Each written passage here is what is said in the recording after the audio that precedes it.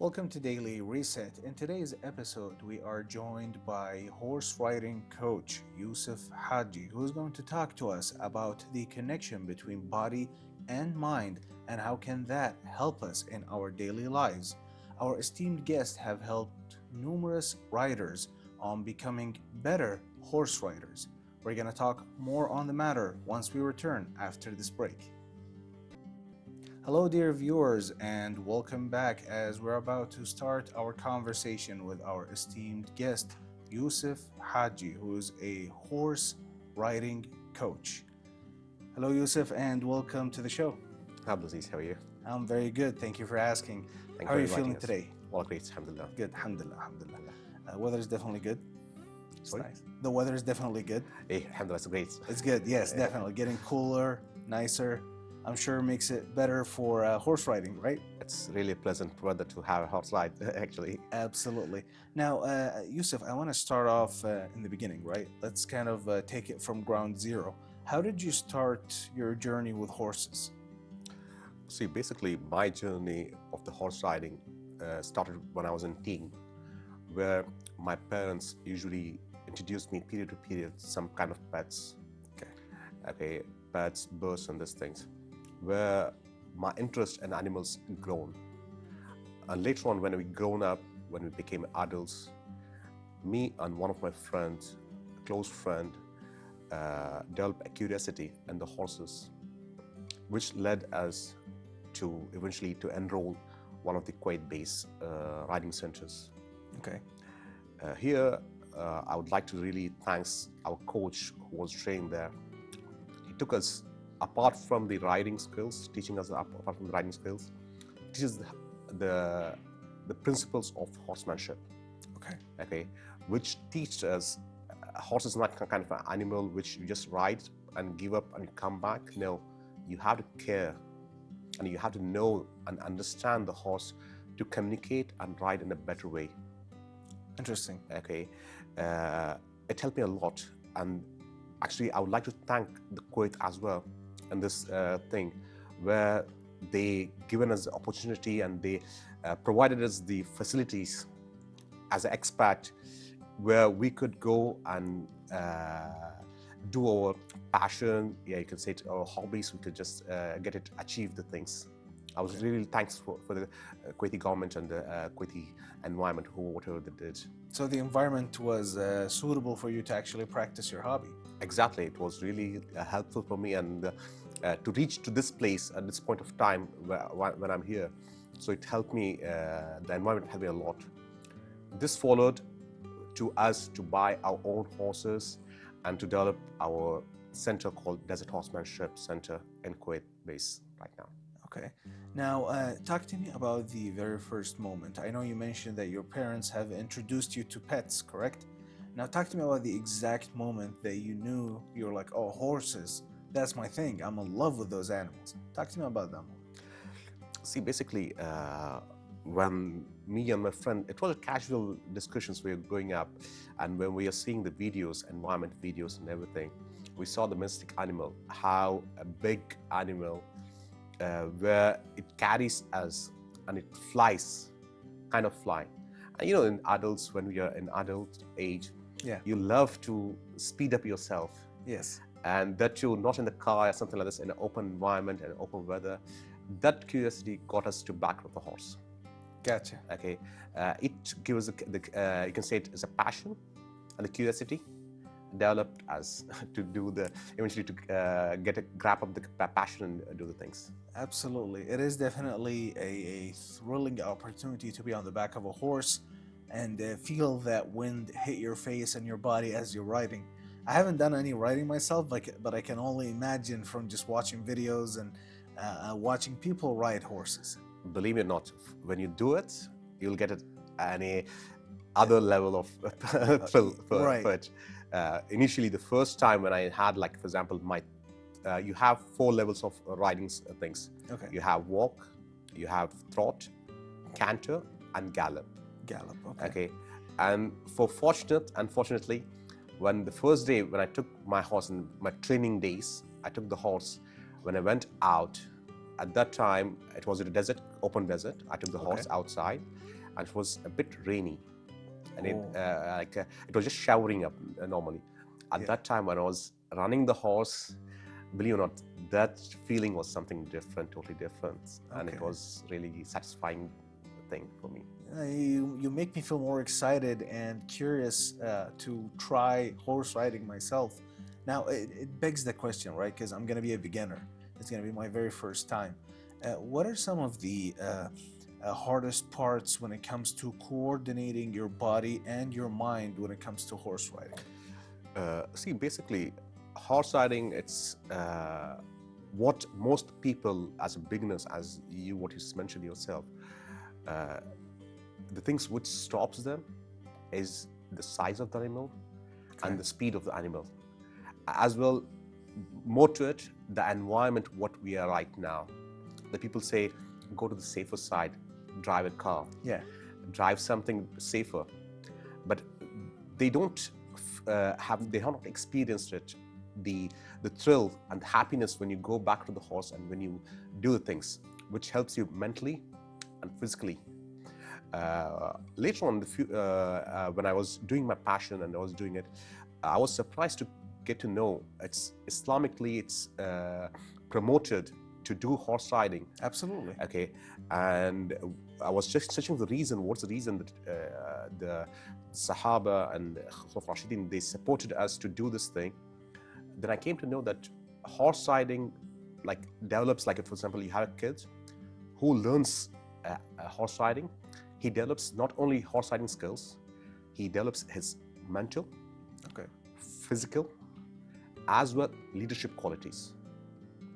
Okay, just assume it that you have you have someone more stronger than you, more muscular than you, more faster than you, but you're sitting on the horse, you're just giving a further touch to it, and it's listening to your commands. And it's following your commands. So that in that way, it promotes the leadership sense within you. Exactly, it promotes the leadership qualities and everything to on your own thing. Okay, yeah, definitely. It is a very good connection that you just made throughout your research on how horse riding develops not only the body but also the mind and the characteristics that a man has to possess. Definitely a great research that you've done in regards to that. Now, can you talk to us about why, add to what you just said, actually, because you've already mentioned it, but can you add to it, why is horse riding so essential for the mind? See, at current times, what we are saying right now, okay, you can see there are many chaos. Many like what you could say, when you go outside to the malls and everything, you have many distractions what you have. Okay, but when you're spending time with the horse, okay, you're not only benefiting yourself mentally, you're calming yourself mentally, you're not calming yourself, and you're spending you're utilizing a productive manner of it, like your health wise, your mental wise, you're doing the things. So which, as a I have a focus, alhamdulillah. Okay, one of the main reasons to buy my own horse is to get to them, not to waste the time playing in the unuseful things. Okay, getting them to horses, okay, where they could learn and they could know the harsh reality, because horses are kind of, they're reflecting to your actions and your inner things. Okay, so if you're soft, gentle, the horses are with you, horses and gentle. If you're harsh, they'll be harsh with you. Okay, you could not control the horses by harshness, your physical strength.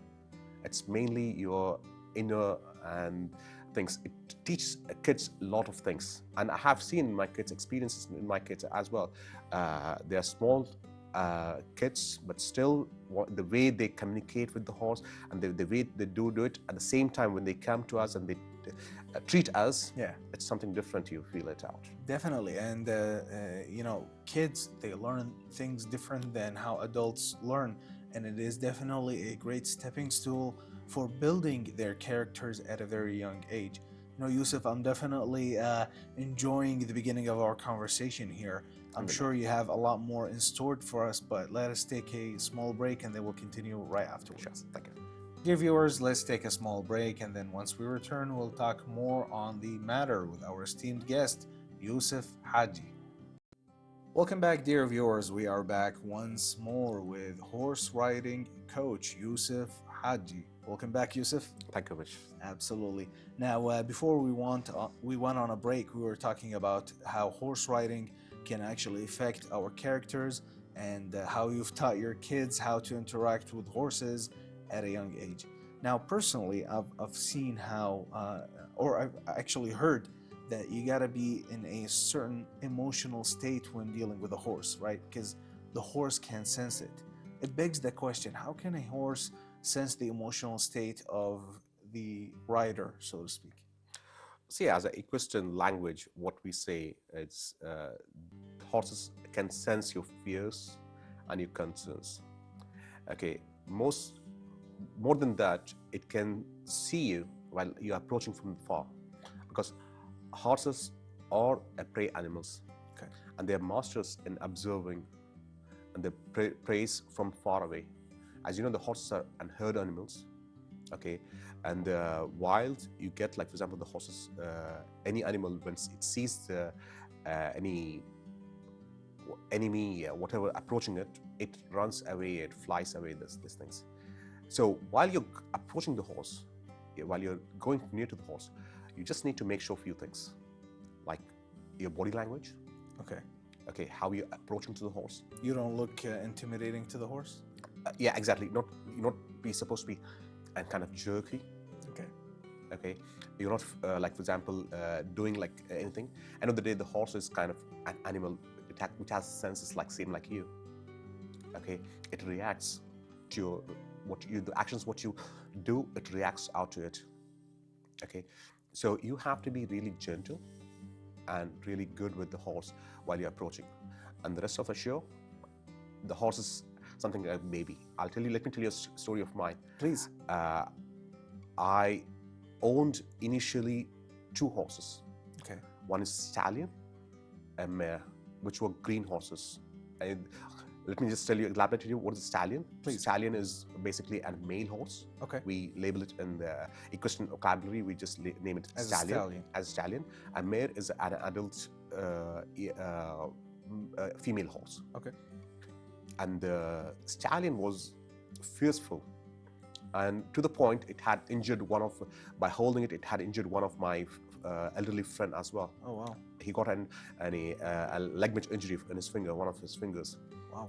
For my surprise, because at that time we were new actually to this concept of the horses, keeping the horses, because what had happened that once we finished our training, soon after we took, because of our passion and our enthusiasm, we purchased the horses soon after, not assuming the concentration what's going on, following up the things. So at that time, it was the green horses. It was not untrained horses. We got it. At that time, it was really like a kind of beast animals. Okay. My daughter was at that time maybe 3 to 4 years old.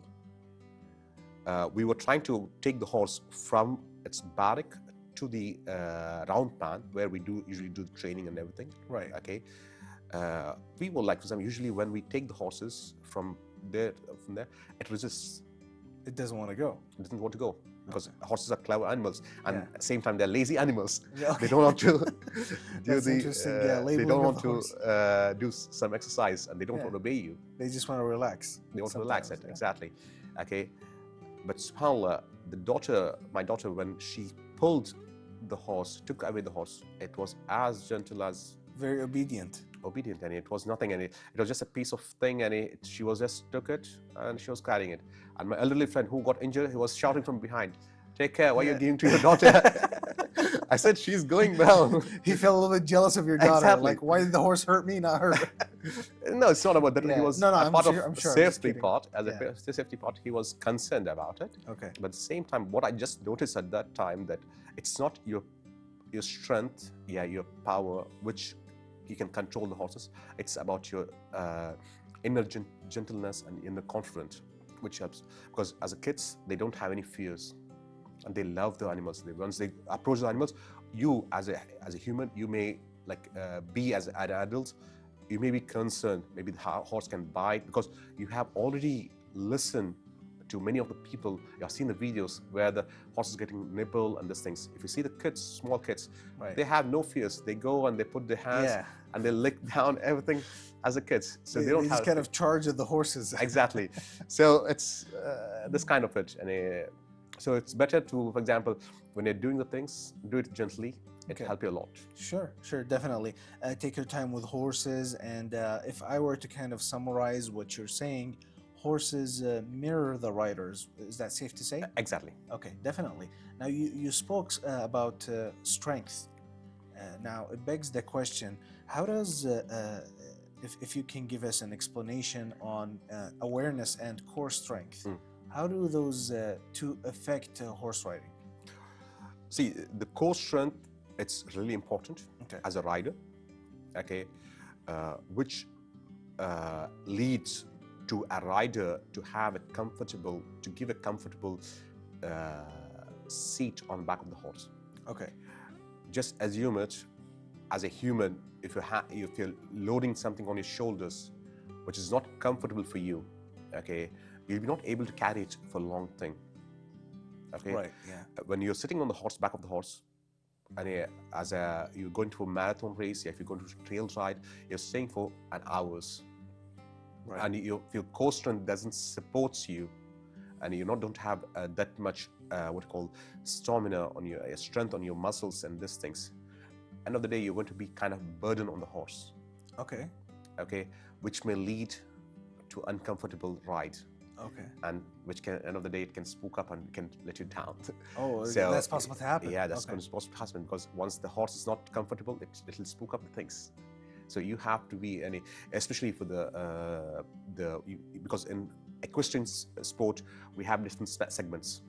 We have endurance segment, we have racing segment, we have show jumping, we have polo and these things. Especially the endurance segment people, they insist, for example, if you have endurance, 40 kilometers endurance, they insist at least the rider will carry his horse and run for at least 20 to 30 kilometers daily before the things. So to keep up the endurance? Exactly. To keep up his endurance, he has the stamina and strength, as well the horse, both of them. So they can compete with each other. Because horses, see, what we see as equestrian people, the horses, not as a kind of an equipment, a mechanical thing. We think the horse as a partner. Okay, I like that. You can listen to it when you go to show jumping events, something like this. They usually, the speakers say, okay, so and so, he's coming with his partner, and he's jumping with this much height he jumped. Yeah. So it's a partner, and you are synchronizing your partner. So that's what you have to be, your core and your strength has to be matched to. It's matched with the horse. Matched with the horse, so you can have a really smooth and better riding things. It seems like they need to synchronize with each other. Exactly. Okay, definitely. Now we're talking about, let's say, the peak performance of a rider, how important it is for them to have their core ready alongside the horse being ready and well-trained for certain distances. Let's circle back to the beginners. Okay. This is kind of me taking advantage of this moment so I can know what I'm up against if I ever want to do horse riding. Now, if I'm hesitant or fearful of the horse, will that show when I'm riding the horse, and will it affect the horse itself? So, as a beginner, when you guys come to mostly academies, they start with, for example, let me give my example. And desert horsemanship, what we do with the beginners, because not every beginner has the caliber to go back to the horse and do the riding and everything, because everyone has their own concerns, fears, you can say it. True. So what we do is we start with grooming. When a new person comes and enrolls in horse riding things, we start with grooming the horse. Doing their mane, tail, body scrubs, everything we do it, which eventually removes the fears. Like before going back to the horse, you're touching the horse, you're feeling the horse. It builds a connection with the horse. It builds the connection, and it removes your fears, fears from it. And the second phase will be to do the groundwork. Okay. Okay, the groundwork usually gives confidence to the rider, where it shows, okay, fine, I'm the alpha partner, Right. and the horse is the beta partner. Gotcha. I'm going to control the things. I'm going to give the commands to the horse, and it's going to listen to me. Okay, definitely a relationship of dominance between the rider and the horse, and how to be established through grooming. Exactly. Yeah. It's not grooming. It's In the through beginning. Exactly. Through grooming, which it makes you the relationship. Mhm. You can say it's the connection between the horse and the groundwork. What we say, it's kind of doing some exercises, you and the horse together. Absolutely. Okay, which develops you the things. Definitely. Yousef, definitely this is a great first advice on starting to build the relationship with the horse, so you have a more confident, synchronized relationship with your partner. Yeah. Like you mentioned before, not with your animal or your pet, because the horse is your partner after all. Now, I'm definitely excited about this conversation. I want to talk more about the matter, but let's take a small break and then we'll Sure. get right back into Sure. it. Thank you. Dear viewers, don't change the channel just yet. We're going to take a small break and then we'll continue right afterwards. Stay tuned. Welcome back, dear viewers. We are back once more with horse riding coach Yousef Hajee to talk more about how important it is to connect your body and your mind and have them synchronized for a better horse riding experience. Welcome back, Yousef. Thank you very much. Absolutely. Now, this is some of the information that I've kind of done my research on. Posture is really important for horse riding, correct? Exactly. Now, if I were to ask you, what is the one daily reset habit that the dear viewers who are interested in horse riding can practice in order for them to improve their posture? Okay. See, a posture doesn't come. It can, like, for example, it's easy to get a posture. Okay. Like if you're, let's say, for example, we in desert horsemanship, we tell our riders, because usually the people come weekly twice or thrice, okay, and the rest of the days, 4 to 5 days, they are back at home. Okay. Okay, we try to insist them to do some basic exercises with basic equipments, okay, which are available. You just need a kind of balance board, Okay. okay, an exercise ball, okay. There are few exercises which will help you to develop your posture as well your core strength, okay. I'll not limit this one, this exercise is what I'm trying to say, not only for the equestrian people or something. Anyone who are the common people, they could try it and they could benefit from it, which could help them to, like, for example, these days of the timings where we are sitting in our offices for 7 to 8 hours Right. on the seats, okay, Yeah. which are having, end of the day, we are facing ortho problems with our back and Definitely. your knees and Yeah. everything. This exercise is doing just for 30 minutes per day, which will help you to get your strength and your core thing. Okay. And once you come back to the horses, for sure, with the right technique, your posture is going to be right thing. Okay, and that'll definitely not just improve it for your horse riding, but also your daily life. Exactly. Yeah, like you mentioned, we sit a lot in the chair for 7 to 8 hours, and that definitely reduces the flexibility of our bones. Exactly. Yeah. And now, in terms of another characteristic that the horse rider has that I've noticed is calmness. A lot of horse riders are usually calm. How can I practice that, or how can I pick that up for myself for my daily life, not just for horse riding? See, basically for the deep breathing exercises, which will help you a lot. Okay, there are various exercises available. Okay, and there are various books you can go through and you can just study and you can master the calmness in your body and your mind. Okay, as for the horses, okay, they are in different level. You can say it like you have intermediate level and you have advanced level. Okay. Okay. When you come and interact with the horses, it's kind of an advanced level training. You're doing it with yourself. Okay, because horses are your reflection. Okay, so when you come with a calm mind and when you do the things with the common thing, the horses will react to you pleasantly. At the same time, when we do it jerky things, it reacts you. This thing, the balance, it balances you and it gives you a good lesson to learn from the horses. So you know that in the military it's as well, the veterans who comes out from the military, like any other militaries, they give an horse as a partner to the soldiers, Yeah. to learn and to control their emotions. Okay, it's practiced psychologically. It's practiced right now in the whole world. It's well known, and there are horse therapies going on in the around the world, where the people are treated through the horses to develop the calmness and the strength, core strength, and everything.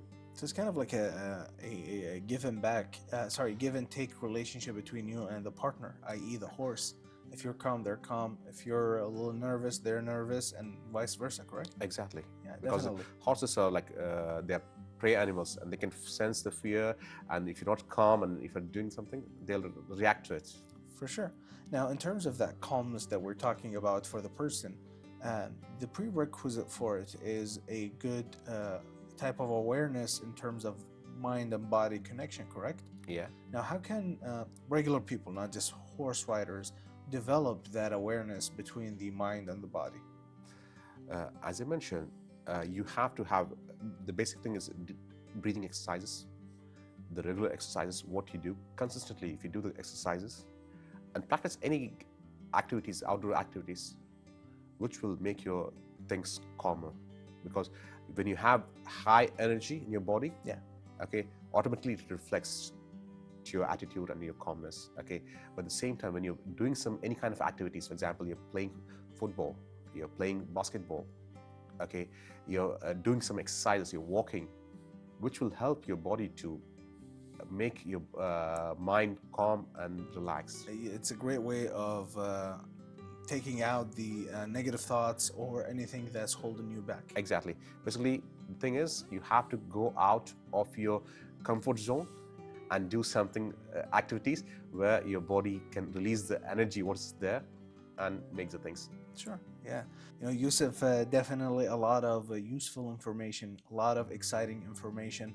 I wish we could just sit here all day and talk about it and how to have a good harmonical connection between the mind and the body. Unfortunately, our time here has come to an end. I want to personally thank you for being with us today.